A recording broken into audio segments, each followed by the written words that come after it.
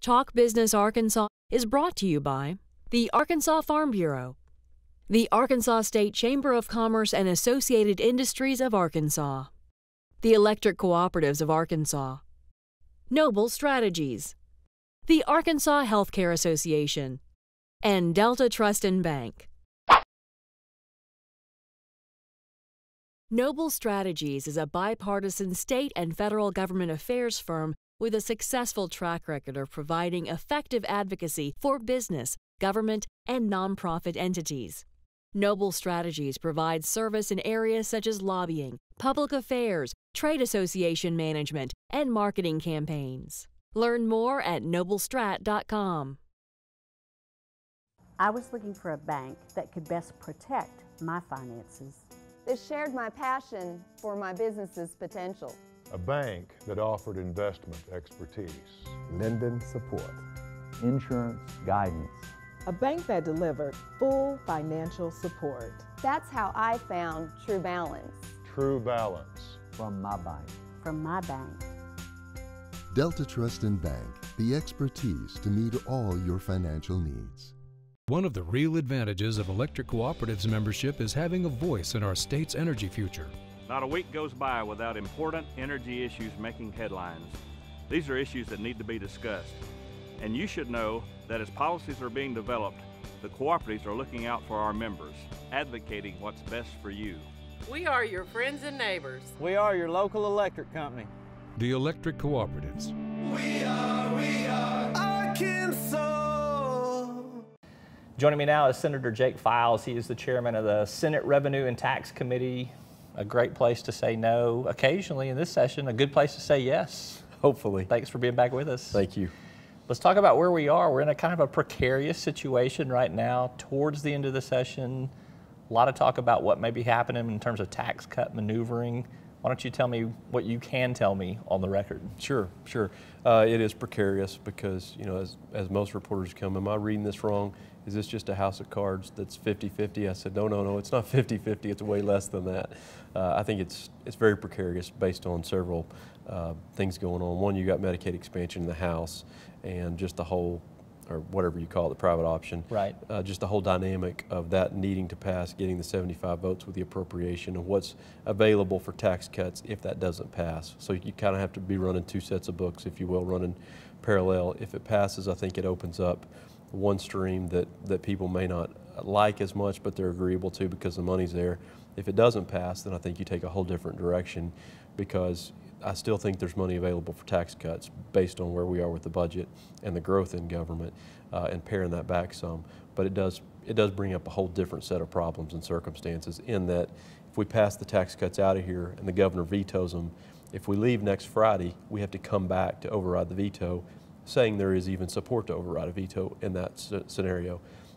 So I think it puts us as legislators in a precarious position just based on the fact that, you know, you come back down here for a tax cut that you didn't do what a lot of people at home thought you should have done anyway, but you are coming back to cut taxes, which they may or may not agree to. Most people in my district are for that and are very vocal about it, but there's a lot of legislators that are in different positions.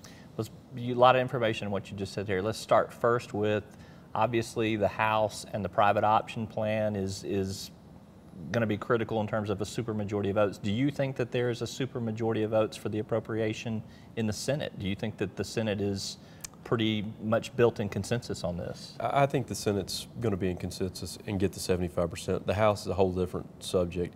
There's a lot of newer members in the House that have gotten a lot of the information, but I think they've gotten it late, and so they're not as comfortable. You saw that with Westerman stepping off the bill yesterday, and he had the information. So it was a little curious to me, that whole timing and process, while that the newspapers even reported that was just as big a story as them voting on it.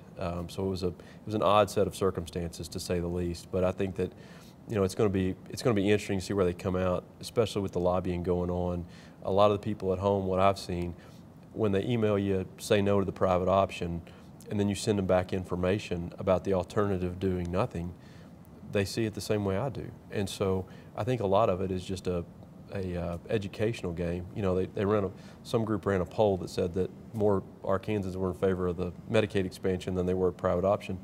I don't think 100 people in Fort Smith knew what the private option was outside of those that are directly involved in it. Yeah, so legislators have this responsibility almost to go back and help educate their voters in their district as to what the choices truly are, because it is not something that if you haven't been up here and knee deep in it for the duration of the session, right, it is hard to get up to speed. I mean, is that the position you see a lot of your... Absolutely, and I think they've got to understand the predicament that we were in, doing nothing versus doing something, and all the good things that we've done and are looking to do would go away if we just simply did nothing. A lot of this would be implemented on its own, and I think we've got to also talk about the benefits of the two-party system and what actually happened this session.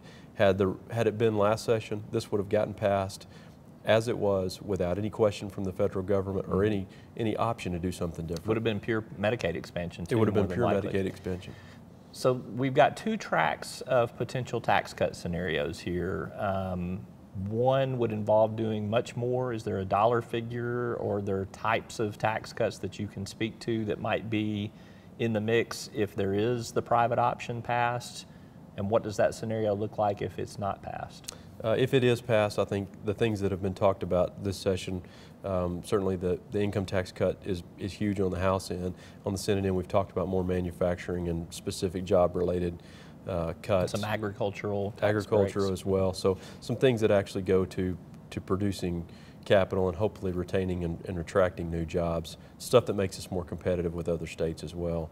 In addition to that, capital gains has kind of come in on the back end. Mm-hmm. So I think those things are all on the table, nothing out of the ordinary or new to that. If it doesn't pass, I think you just go back to the drawing board. I mean, we've talked about that option, but nobody's sat down and said, here's a dollar, here's realistic.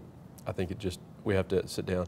And the difficult thing is that it's all going to have to be done in a short amount of time. Mm-hmm. If we're going to leave next Friday, theoretically this is going to have to be voted on Monday in the Senate. So, governor's grocery cut still in the mix? It is still in the mix, but it's in the different mix because it does not come out of general revenues. It's tied specifically, as you know, to this trigger with desegregation. And so it's not a non-factor, it's important, but it's tied to a whole different string of money.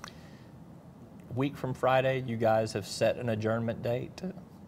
Is there a possibility you guys get out of here with no decision on Medicaid / private option, no decision on tax cuts? I think there's definitely a probability of doing that, and I think it'd be foolish for us to spend all this energy and all this time to get to this point and not be able to finish. But I think it's definitely an option. And at that point, you know, if your next question is what then, I think we recess and come back and try to educate some of the members. And it's not, let's get down here, but everybody's ready to go home. I mean, our families want us to come home. I think our businesses, those of us that run a business, it's extremely difficult in January and February to be gone this much. You know, last week we were here 6 days of the week. Very difficult. I run payroll every week for my company. It's just, it puts a lot of pressure and tension on the things that we have going back at home. All right, so it is the fourth quarter and we're down to the final few seconds in the quarter and you guys are on the 1 yard line. We'll see if you punch it in. I appreciate you putting us on the 1 yard line. I think we're closer to the 50 and they're dropping back for the Hail Mary. All right, Senator Jake Files, he's the head of the Senate Revenue and Tax Committee. Thank you, I appreciate you. Thanks, Roby. All right, we'll be back next time. I'm Roby Brock. Take care. Well, I don't think it's going to be an easy conversation because they are very strong-willed. I think it's going to be important to us that we know that you're somewhere in a facility that looks after you, has compassion, has care, and you respect it. I mean, I'd love to look after them, I'd love to be able to take care of them, but I don't think I could. That'd be a wrong choice on my part. Arkansas's skilled nursing and assisted living centers provide quality care for our seniors. Farm Bureau helps protect its members in more ways than you might think. They've always been the voice of agriculture in Arkansas, working on behalf of folks like me when nobody else would. And Farm Bureau stands for the values that Arkansas families care about. They've protected my right to farm and make a living, which helps everybody who likes food on the table. You know what they say, Arkansas counts on agriculture, and agriculture counts on Farm Bureau. The Arkansas State Chamber of Commerce and Associated Industries of Arkansas. The State Chamber AIA is the leading voice for business at the state capitol and serves as the primary business advocate on all issues affecting Arkansas employers. Our mission is to promote a pro-business, free enterprise agenda and prevent anti-business legislation, regulations, and rules. Now more than ever, business matters. Learn more at arkansasstatechamber.com.